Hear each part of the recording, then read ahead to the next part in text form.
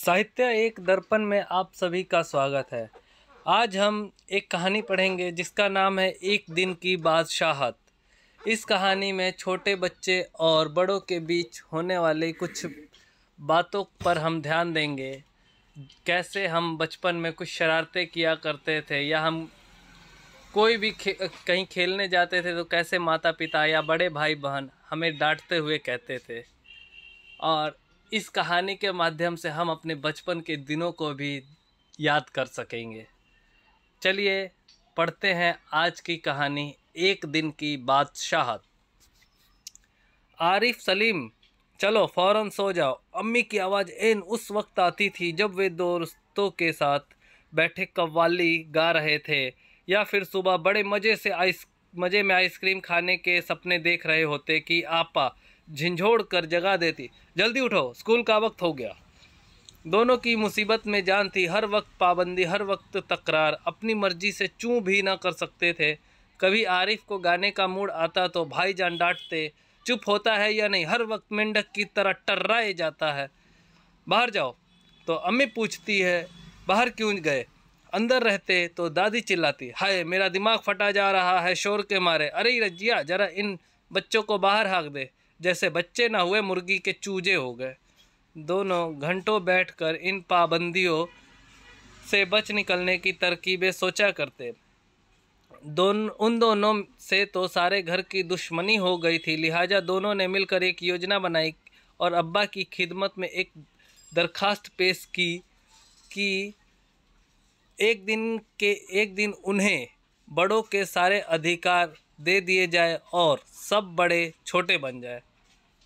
कोई ज़रूरत नहीं उधम मचाने की।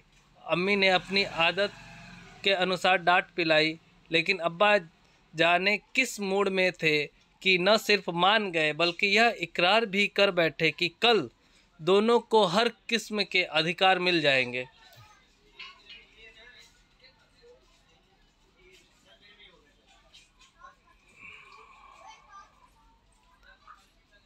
दोनों को हर किस्म के अधिकार मिल जाएंगे। अभी सुबह होने में कई घंटे थे कि आरिफ ने अम्मी को झिंझोड़ डाला, अम्मी जल्दी उठिए, नाश्ता तैयार कीजिए। अम्मी ने चाहा एक झापड़ रसीद करके सो रहे, मगर याद आया कि आज तो उनके सारे अधिकार छीने जा चुके हैं। फिर दादी ने सुबह की नमाज पढ़ने के बाद दवाएं खाना और बादाम का हरीरा पीना शुरू किया तो आरिफ ने उन्हें रोका। तौबा है दादी, कितना हरीरा पिएगी, आप पेट फट जाएगा।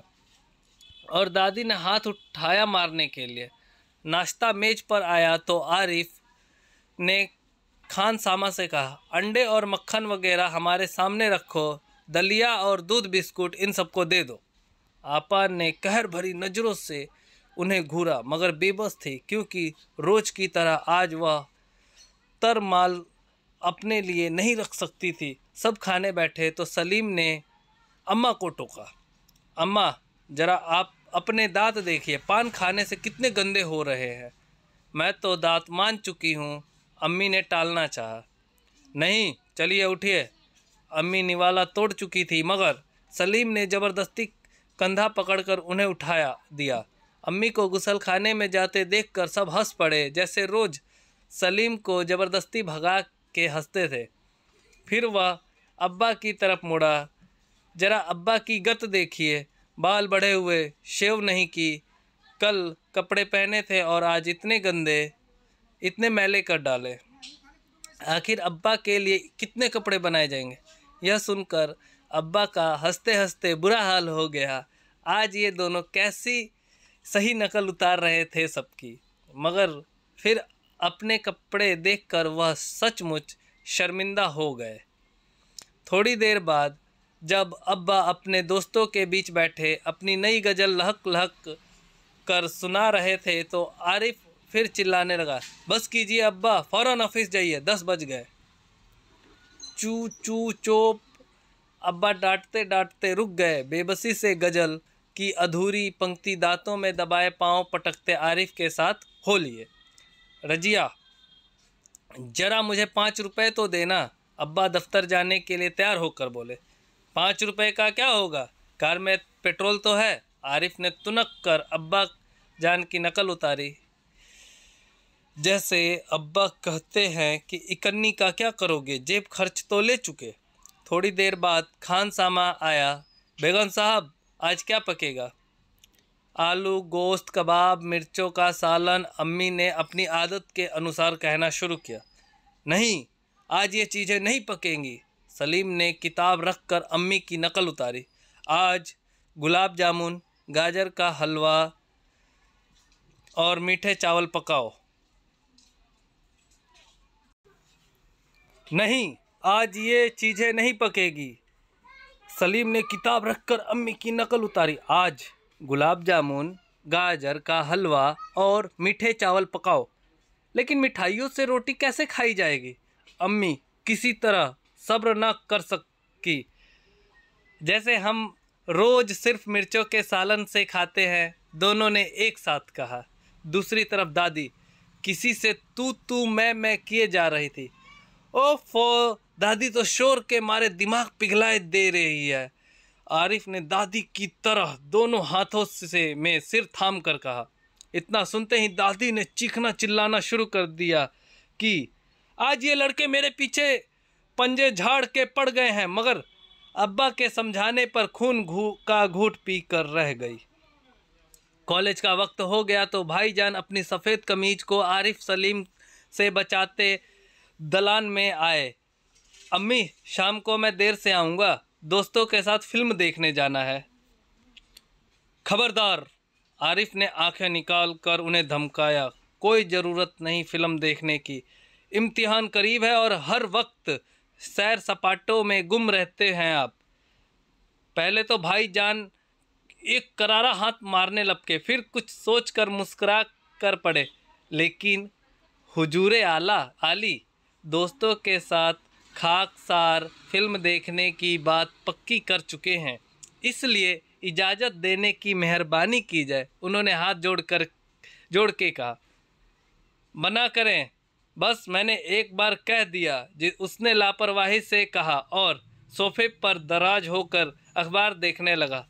उसी वक्त आपा भी अपने कमरे से निकली। एक निहायत भारी साड़ी में लचकती लटकती बड़े ठाठ से कॉलेज जा रही थी। आप सलीम ने बड़े गौर से आपा का मुआयना किया। इतनी भारी साड़ी क्यों पहनी? शाम तक गारत हो आएगी। इस साड़ी को बदल कर आइए, आज वह सफ़ेद वायल की साड़ी पहनना। अच्छा, बहुत दे चुके हुक्म। आपा चिढ़ गई।